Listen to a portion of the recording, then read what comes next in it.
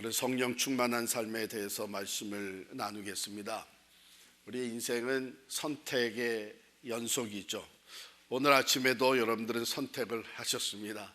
어떤 옷을 입고 나갈까? 무엇을 먹을까? 오늘 다른 모임들이 있는데 중복된 것도 있는데 어떤 모임에 갈까? 여러 가지 매일같이 우리는 선택을 합니다. 그렇기 때문에 우리 인류의 역사는 선택의 결과라고 말할 수 있습니다. 과거의 선택을 우리가 오늘 그 결과를 살고 있고요. 오늘 우리들의 선택이 이제 내일 다음 세대가 그것을 살게 됩니다. 우리도 그것을 책임지고 살게 되죠. 아담과 하와 첫 인간의 잘못된 선택으로 말미암아 죄와 사망이 들어오게 됐습니다. 아브라함과 룻이 선택을 할 때에 롯은 눈에 보이기에 좋은 것을 따라갔습니다. 그것은 소돔과 고모라였습니다. 그러나 아브라함은 하나님의 언약을 선택을 했습니다. 예수님과 바라바 중에 누구를 도와줄까 했을 때 유대 백성들을 바라바를 놔달라고 선택을 했습니다. 그 결과를 유대 역사가 지금까지 책임지고 있습니다. 우리도 매일같이 선택을 하는데 꼭 외부에서 선택을 강요하지 않아도 우리 내부에서 일어나는 대립적인 것으로 말미암아 우리는 둘 중에 하나를 선택하며 살게 되어 있습니다. 바울은 그것을 오늘 16절에 이렇게 얘기를 합니다. 내가 이르노니 너희는 성령을 따라 행하라. 그리하면 육체의 욕심을 이루지 아니하리라. 성령을 따라 행하는 것과 육체를 따라 행하는 것, 육체의 소욕과 성령의 소욕, 이 두 개가 대립적인 관계에 있기 때문에 우리는 둘 다 끌어안고 살 수는 없습니다. 먼저 여기서 내가 이르노니 너희는 성령을 따라 행하라 하는 이 말씀은 갈라디아 성도들이 벌써 이미 성령을 받았다는 것을 전제로 하는 거예요. 갈라디아서 3장 3절에 보면 너희가 이같이 어리석으냐 성령으로 시작하였다가 이제는 육체로 마치겠느냐. 성도로서 교회로서 구원받은 자로서의 새 삶이 성령으로 시작이 되었다는 거예요. 사도행전에 있는 말씀 그대로 주 예수를 믿으라 그리하면 너와 내 집이 구원을 받으리라 말씀하셨는데 너희가 믿고 회개하면 뭘 선물로 받는다 그랬어요? 성령을 선물로 받는다 그랬습니다. 그러므로 구원받은 모든 사람들은 우리가 새 사람으로 태어나면서 하나님의 영 그리스도의 영인 그 삼위일체의 한 분이신 성령을 우리가 받아서 그 성령이 우리 안에 내재해 계십니다. 그렇기 때문에 사도 바울은 이렇게 성령으로 시작이 되었는데 왜 자꾸 육체의 옛 모습으로 돌아가고 있느냐, 이렇게 마치겠느냐, 이런 안타까운 마음으로 3장 3절에 기록을 한 것이죠.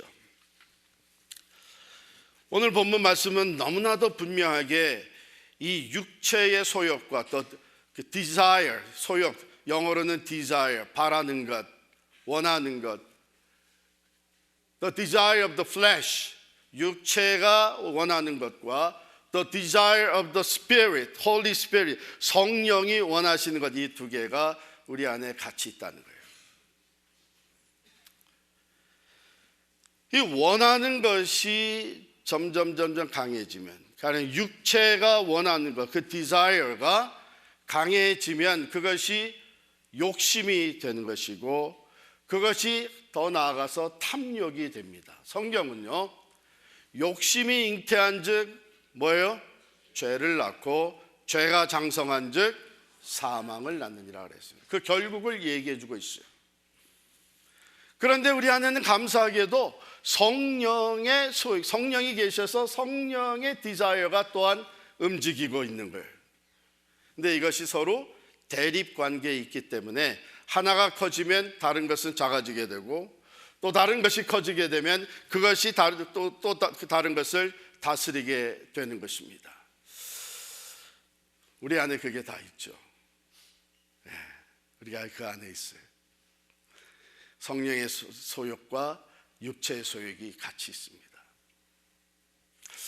그러면 그것이 얼마나 심각하냐, 얼마나 큰 전쟁이냐, 제가 한번 이렇게 얘기를 드릴게요. 마틴 루터, 종교개혁자 마틴 루터는요, 이제 종교개혁의 깃발을 든 후에 신변의 위협을 받았잖아요. 그래가지고 비텐베르크 성에 유폐되어서 고독하게 일종의 피신 생활을 하게 됐습니다. 그런데 그 생활 가운데 루터가 오직 성경을 부르짖었잖아요. 그리고 만인 제사장론이 거기서 나오는데 모든 사람이 성경을 읽게 해줘야 되겠다. 그래서 라틴어 성경을 루터는 이제 독일어 성경으로 번역을 해서 모든 독일어를 아는 사람들이 그 성경을 읽을 수 있도록 번역 작업을 하고 있었어요. 그런데 그 고독하게 그 방에 유폐되어 가지고 작업을 하는 것이 얼마나 답답하고 힘들고 또 언제 들이닥칠지 모르는 그 위기 상황에 그가 종종 유혹을 받은 거예요. 그러니까 이 안에서 일어나는 유혹이죠. 뭐 이렇게까지 할 필요 있냐, 이제는 교황청하고 적당히 타협을 해서 편안하게 살아야지.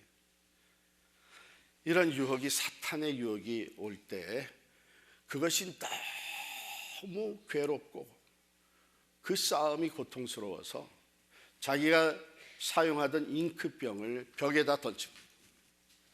사탄아 물러가라. 그래서 지금도 그 방, 루터가 사용하던 그 집 방에 들여다보면 그 잉크 흔적이 벽에 남아있는 거예요. 그때 루터는 내가 사탄의 유혹에 그 육체의 소욕에 노라고 하는 순간 하나님을 향해서 예스가 되고 하나님은 기뻐하신다, 이런 얘기를 했습니다. 그렇게 유폐되어 있는 동안에 그는 내주는 강한 성이요 방패와 병기 되시니 이 찬송을 작곡했습니다. 그는 이 찬송을 힘차게 부르면서 교황청 지붕의 모든 기왓장이 다 마귀라고 할지라도 나는 두렵지 않다. 하나님, 능력의 하나님이 나와 함께 계시기 때문이다. 이와 같이 이 두 소욕이 강하게 서로 대립하면서 싸움이 일어난 거죠. 근데 여러분들은 아마 이렇게 생각할 수 있을 거예요. 뭐 내가 루터같이 그렇게 대단한 사람도 아닌데 내 안에 무슨 그런 전쟁이 심각하게 일어났느냐. 그래서 있다면 뭐 자그마한 것이지. 이 성령의 소욕과 또한 육체의 소욕이 서로 대립하면서 이 싸움을 벌이는 것이 얼마나 심각한 싸움이냐 하는 것은 여러분들의 생각에 달려 있는 거예요. 그 자체가 얼마나 큰 싸움이냐가 아니라 내가 그것을 얼마나 시리어스하게 생각하느냐에 달려 있는 거예요. 이것을 정말 시리어스하게 생각하는 사람은 하루를 살면서 한 번 거짓말한 것이 너무 고통스러워서 밤잠을 이루지 못하고 내가 이것을 어떻게라도 빨리 회개하고 돌이켜야 되겠다고 씨름을 하게 되는 거죠. 그러나 그것을 별별 없게 생각하는 사람은 여러 개의 거짓말을 하고도 편안하게 잠을 잘 수 있는 것이죠. 사도 바울은 로마서 7장에 이렇게 얘기를 합니다. 여러분 로마서 7장 함께 같이 찾아보죠. 로마서 7장 31절 말씀을 한번 보시기 바랍니다. 죄송합니다. 로마 7장 21절. 이 로마서를 기록할 때는 사도 바울은 이미 성도로서, 사도로서, 그리스도를 따른 제자로서 누구보다도 성숙한 신앙의 경지에 이르렀던 사람이에요.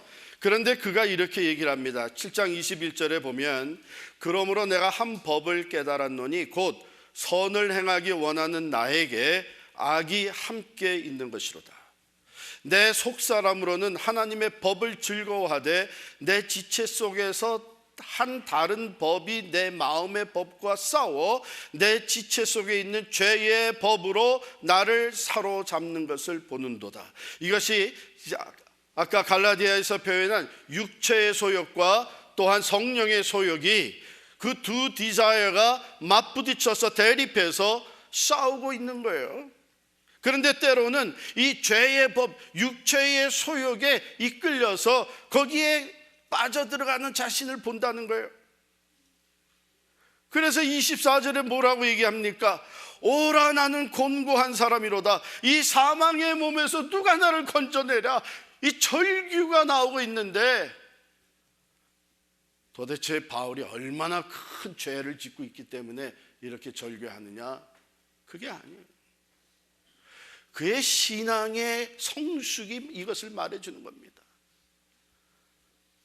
마치 자동차를 우리가 새롭게 카와시를 해가지고 깨끗한 차를 끌고 나왔는데 옆에 진흙이 튀어가지고서는 그 사이드에 한쪽 조그맣게 진흙이 묻은 게 왜 그렇게 커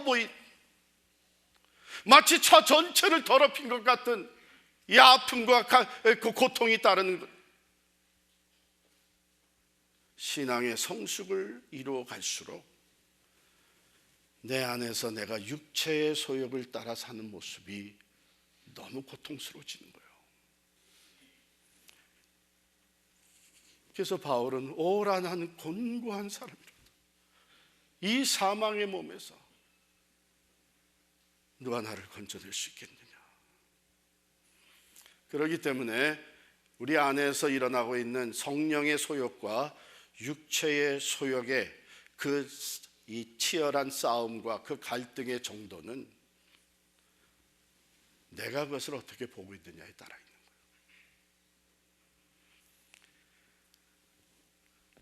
거예요. 18절 말씀입니다. 너희가 만일 성령의 인도하시는 바가 되면 율법 아래에 있지 아니하리라. 이게 무슨 말이에요? 율법 아래에 있다. 율법은 뭐 하는 거예요? 율법은 죄를 깨닫게 하고 심판하는 것이 율법입니다. 우리는 더 이상 죄의 심판을 받기를 원치 않죠. 우리는 주님이 주시는 참 평안과 주 안에서 주어진 자유를 만끽하며 살도록 우리를 택해 주셨어요. 그런데 우리가 성령의 소욕을 따라서 선택하며 살게 되면 더 이상 율법의 심판과는 상관이 없는 삶이 됩니다. 그러나 육체의 소욕을 따라 살게 되면 우리는 우리가 지은 죄로 말미암아 그 죄의 결과로 인하여서 말할 수 없는 죄책감과 두려움 속에 살아가게 됩니다. 주 안에서 자유가 주어졌는데도 불구하고 사도 바울은 여기서 육체의 일이라는 게 그럼 뭐냐? 육체의 소욕, 육체가 우리의 그 여전히 죄성에서 벗어나지 못한 우리 육체가 우리를 끌고 가려고 하는 그 육체의 소욕의 일들은 어떤 것이냐? 19절부터 나와요. 먼저 어떻게 시작합니까? 육체의 일은 분명하니. 이건 누가 봐도 우리가 이렇게 저렇게 이 컴프로마이즈 하려고 해도 너무나 분명하게 이것은 육체의 일이라는 건데 그게 뭡니까? 음행과 더러운 것과 호색과 육체를 따라서 성적인 그 욕심, 성적 악행 이것을 얘기하는 거예요. 그 다음에 20절에 보면 우상 숭배와 주술과 원수 맺는 것과 분쟁과 시기와 분냄과 당짓는 것과 분열함과 이단과 투기와 술 취함과 방탕함과 이게 다 뭘? 영적으로 타락을 하고 육체적으로 타락할 뿐 아니라 영적으로 타락을 하고 관계적으로 타락이 되고 그 다음에 분열을 조성하고 하나님이 기뻐하시지 않는 이 이단적인 것, 분열, 술 취함, 방탕함. 성경은요, 이건 분명하게 드러나 보이는 육체의 소욕이다. 육체를 따라 사는 모습이다.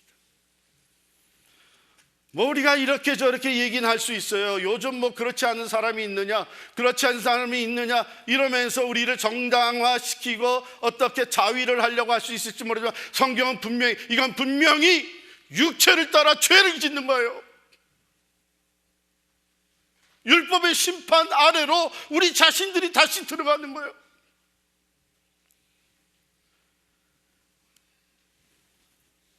여기에 15가지를 언급해 놨어요.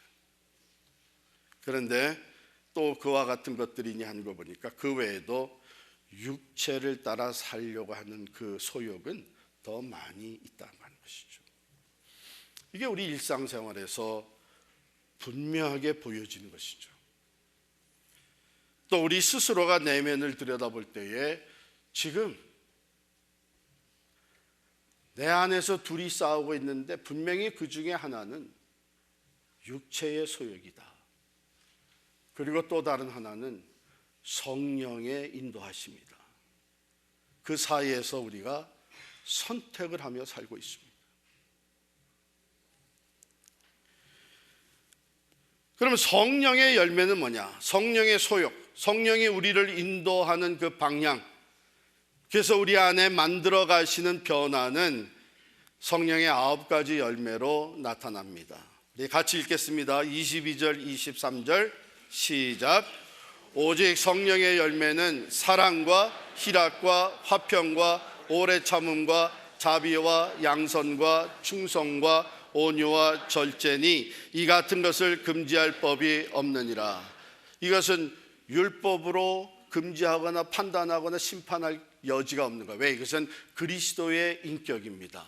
성령을 따라 살 때 우리 안에 맺어지는 성화의 열매입니다.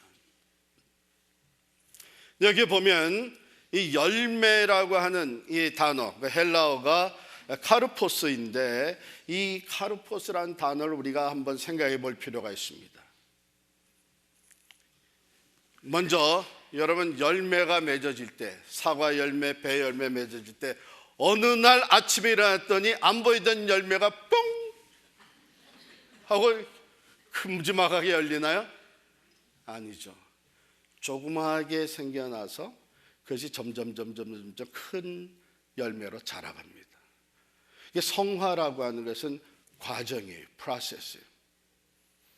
우리가 선택하는 그 순간순간이, 즉 성령의 소욕을 따라가는 그 순간순간이 열매가 자라가는 거예요. 그래서 이 카르포스라고 하는 단어는 일반적으로 우리에게 주시는 성령의 은사 있죠. 성령의 은사는 하나님의 뜻대로 우리에게 필요한 것을 선물과 같이 주시는 것이 은사입니다. 그런데 성령의 열매는 그 열매가 맺어지는 과정에서 성령의 인도하심과 우리 인간의 행위가 동반되는 거예요. 구원과 또한 우리에게 주시는 성령의 은사는 전적으로 은혜로, 선물로 우리에게 우리가 믿을 때에 선물로 주시는 거예요. 그러나 구원받은 이후에 거룩해지는 것, 성화되어지는 것, 이 9가지 성령의 열매가 맺어지는 것은 성령의 역사, 인도하심과 우리의 행위가 같이 가서 열매 맺어지는 거예요. 그냥 가만히 앉아서 나는 예수 믿는 사람이 됐으니까 이제는 저절로 성화의 열매가 맺어지겠다고 생각하면 큰 착각이에요. 그래서 여러분이 한번 돌아보세요. 내가 예수님을 내 구주로 영접하고 구원의 확신을 갖게 된 것이 언제였구나. 그 이후에 내가 지금 신앙생활을 한 것이 몇 년이 되는구나. 그동안에 내가 얼마나 열매가 맺어졌는지, 성령의 열매가 얼마나 맺어지고 내가 거룩한 사람으로 변화되어져 있는지, 만약에 별 차이가 없다면, 변화된 결과가 보여주지 않는다면 제가 자신 있게 여러분에게 말씀드릴 수 있어요. 여러분은 예수를 믿은 후의 삶 속에서 여전히 내 안에 육체의 소욕을 따라서 선택하며 살아온 거예요. 물론 업앤다운이 있습니다. 그러나 이 업앤다운을 통해서 성령께서는 우리를 이 성화의 열매를 맺어 그리스도를 닮는 인격으로 변화시켜 나가시는 거예요. 그런데 그런 변화가 보이지 않는다면 여러분은 성령은 받았지만 성령의 소욕, 인도하심과는 상관없이 여전히 육체적인, 세상적인 육체의 소욕을 선택하며 살아오신 거예요. 그 결과는 뭐냐? 하나님의 나라를 유업으로 받지 못한다 그랬어요. 그렇지만 한번 예수 믿으면 천국 가는 거 아닙니까? 그것 때문에 자신 있게 마음대로 살고 계세요? 하나님의 나라를 유업으로 받지 못한다는 것은, 여러분, 하나님의 나라는요, 우리가 죽은 후에 가는 것이기도 하지만 이 땅에서부터 경험하는 것이 하나님의 나라입니다. 같이 예수를 믿는데 이 땅에서부터 하나님의 나라의 평화를 누리며 살아가는 사람, 그것을 앞당겨서 경험하며 foretaste of God's kingdom, 하나님의 나라를 앞당겨서 경험하며 살아가는 이 놀라운 은혜 가운데 있는 사람들이 있는가 하면, 같이 예수를 믿지만 하나님의 나라의 평화는 여전히 맛보지 못하고 살아가는 사람이십니다. 하나님의 나라가 내 안에 이루어지고 내 가정에 이루어지고 우리 사회에 이루어지는 것, 분명히 주님께서 말씀하셨죠. 이거 유업으로 받지 못합니다.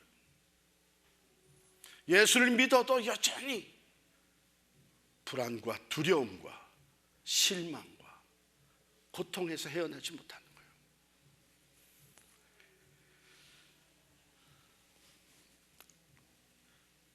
오늘 결론적으로 말씀을 드리면서 24절에 보면,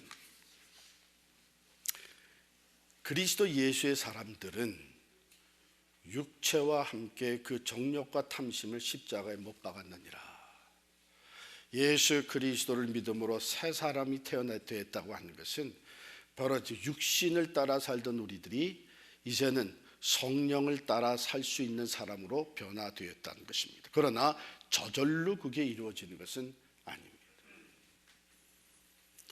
예수님과 연합됨으로 말미암아 이제는 예수의 영, 그리스도의 영, 하나님의 영, 성령이 우리 안에 들어오셔서 우리를 매일같이 성령의 인도하심을 따라 살면서 그리스도의 인격으로 변화되어져 가고, 그 성령의 열매, 9가지 열매가 이제는 점점 더 풍성하게 맺어지게 되는 것이죠.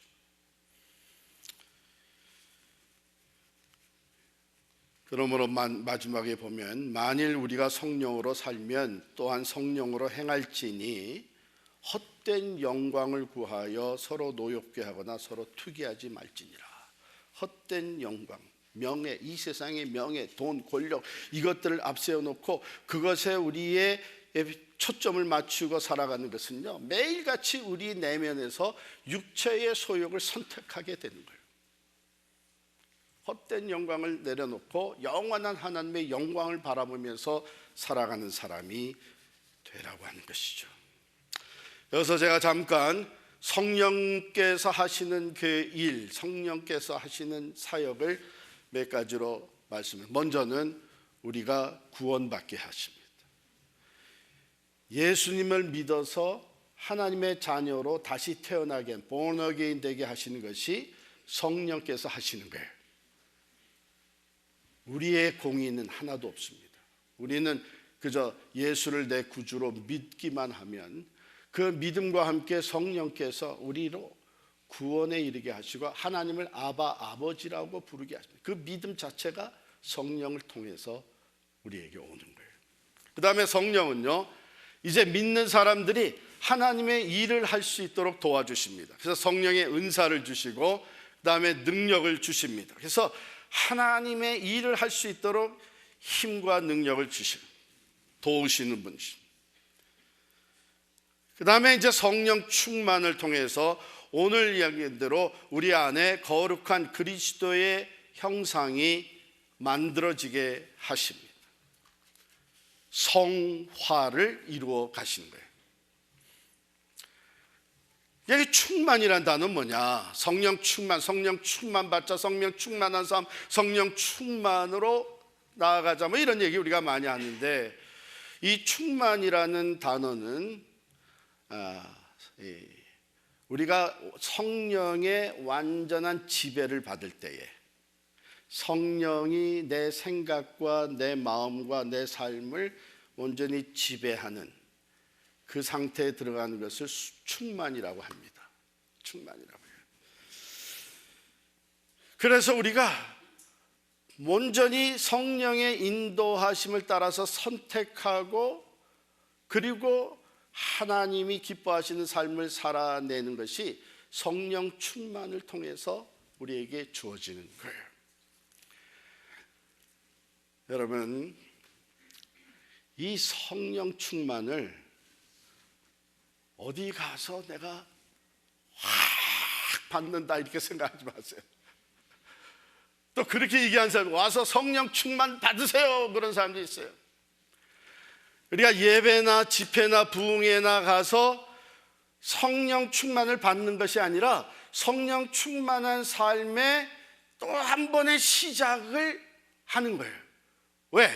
거기서 내가 얼마나 다시 또 육체의 소욕을 따라 살던 죄인이었는지를 깨닫게 되고, 하나님의 말씀과 그 은혜와 사랑에 너무 감사해서 내가 다시 한번 결단하고 내가 성령의 인도하심을 따라 살겠다고 하는, 그래서 성령의 사람으로 이제 성장해 가겠다고 하는 결단을 하는 것이 집회에서 일어나는 일이고, 성령 충만한 삶은 그 후에 내가 내면에서 육체의 소욕이 있고 성령의 소욕이 계속해서 대립해 있을 때에 내가 성령의 소욕을 선택하면서 살아가는 삶이 성령 충만한 삶이에요.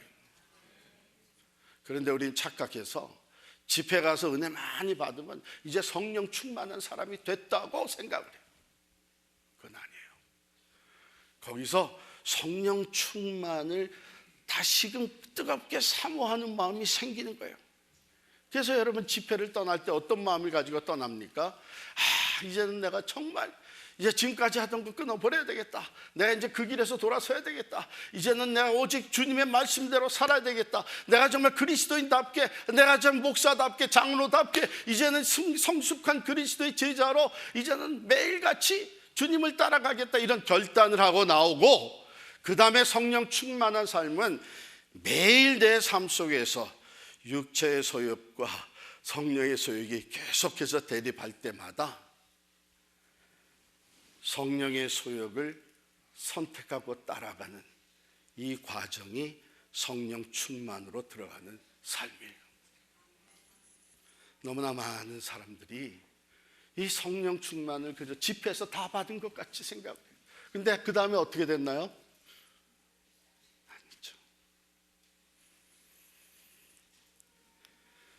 어느 공원 벤치에서 일생을 살아온 나이 드신 할아버지가, 그리스도인으로서 많은 경험을 하고 살아온 할아버지가 어린 손자와 대화를 하는 거예요. 얘야, 이 할아버지 속에는 이 안에 2마리의 양이 살고 있단다. 그리고 근데 할아버지가 그런데 그 한 마리는 굉장히 착해, 정직하고 사랑이 많고 또 담대하고 섬기고 배려해 줄 줄 아는 양이고 긍정적인데, 이 또 다른 양은 말이지, 이건 자기밖에 몰라. 그러니까 악해, 또 비겁해, 시기하고 질투하고 어떻게 해서든지 자기 것만 챙기려고 하는 이 나쁜 양이야. 이 둘이 할아버지 안에서 자주 싸워. 그랬더니 손자가, 그럼 할아버지, 싸우면 누가 이겨요? 할아버지가 하는 말이, 누가 이기겠니? 2마리의 양이 있는데 할아버지가 먹이를 더 많이 주는 양이 힘이 있을 거 아니야. 그 양이 이기는 거야. 육체의 소욕과 성령의 소욕이 대립해서 싸울 때 여러분이, 내가 어느 쪽에 먹이를 더 많이 주느냐, 즉 내 생각을 어디 쪽으로 더 집중하느냐, 내가 보고 듣는 것이 어느 쪽의 것이 더 많느냐, 이것이 지금 그 안에 계속 피딩을 해주는 거예요. 먹이를 주는 거예요. 그러면 육체의 소욕, 우리가 보고 듣고 참으로 세상적인 것에 가득 차 있게 되면 모든 것이 그쪽으로 집중되면서 이 양이 커질 수밖에 없는 거죠. 반대로 성령의 소욕은, 성령의 디자인은 자꾸 작아집니다. 그런데 우리가 반대로 하나님의 말씀과 기도와 예배와 하나님을 생각하는 것, 하나님의 진리, 이것을 자꾸 생각하고 그것을 자꾸 듣고 말하면 성령의 소욕, 또 다른 양을 우리가 피딩을 계속하는 거예요. 그러면 그 양이 커지죠. 육체의 소욕을 자꾸 절제시킵니다. 이것이 예수 믿고 살아가는 우리들의 삶에서 일어나고 있는 거예요.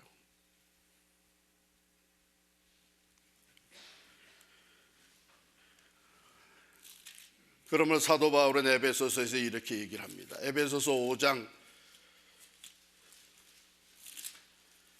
15절 한번 보실까요? 에베소서 5장 15절, 제가 쭉 내려가면서 읽을 텐데 한번 여러분 눈과 마음으로 따라 읽으시기 바랍니다. 그런즉 너희가 어떻게 행할지를 자세히 주의하여 지혜 없는 자같이 하지 말고 오직 지혜 있는 자같이 하여 세월을 아끼라. 때가 악하니라. 세월을 아끼라. 주어진 기회를 하나님의 뜻을 위해서 사용하는 것이 세월을 아끼는 겁니다. 그런데 그것은 우리가 의도적으로 노력을 해야 돼요. 마치 어느 양을 피딩할 거냐, 성령의 소욕에 계속 내 삶의 관심과 생각과 행동이 그쪽으로 계속 갈 수 있도록 노력을 해야 돼요. 왜? 그렇지 아니하고 가만 놔두게 되면 자연스럽게 우리는 육체의 소욕을 따라 살게 되어 있습니다.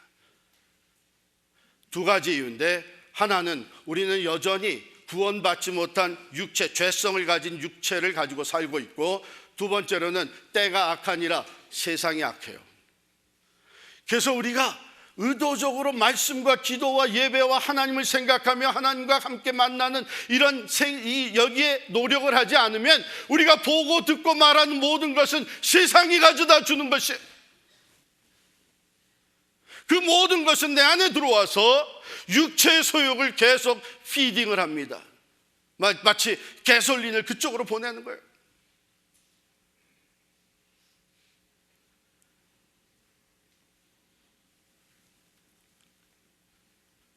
여러분이 예배를 마치고 나가면 여기서 성령 충만 받는 게 아니고 성령 충만을 사모하는 마음이 커지고 마음의 결단을 하고 나갑니다. 그런데 교회 문을 밖에 나가면, 다시 내일 일터로 돌아가면 계속해서 이 안에서 싸움이 일어나면서 내가 사모하는 마음은 있었지만 여전히 물질에 집착되고 내가 하나님 앞에 드리고자 하는 마음을 가지고 나왔지만 육체의 소욕을 따라서 선택하고 매일을 살아간다면 그 성령 충만한 삶이 될 수가 없는 거예요. 그래서 여러분, 성령 충만한 삶은 사모하는 마음으로 먼저 시작을 합니다. 내가 정말 주님 닮기 원합니다. 내가 정말 성도답게 살기를 원한다. 내가 정말 하나님을 영화롭게 해드리는 나 같은 죄인도 구원하신 그 주님을 기쁘시게 해드리기를 원한다. 이 사모하는 마음이 커지게 되면요, 그 다음에 따라오는 것이 뭐냐면 회개가 커져요. 내가 원하지만 그렇게 살지 못해왔던 내 자신의 모습 들여다보니 나는 너무나 많은 순간 육체의 소욕을 선택하며 살았던 이 모습이 너무나 부끄럽고 죄스럽고, 그래서 사모하는 마음이 커질수록 회개의 마음이 커집니다. 사도 바울이 오라 나는 공고한 사람이로다. 누가 나를 이 사망의 몸에서 견치겠냐. 그러면서 우리는 성령의 도우심을 의지하게 되죠. 성령의 소유를 따라 살면, 그러면 우리가 믿음으로 회개하고 성령의 소유를 선택할 때에 사랑으로, 기쁨을, 화평을 위해서, 인내를 위해서, 온유함으로, 절제함으로 이것을 선택하며 나아갈 때 성령이 우리를 도와주세요. 우리의 생각과 마음과 그 모든 것을 더 많이 컨트롤하기 시작하면서 조금 했던 그 성령의 열매가 점점 커지게 됩니다. 여러분, 이것이 우리가 하나님께 드릴 수 있는 최고의 예물이에요.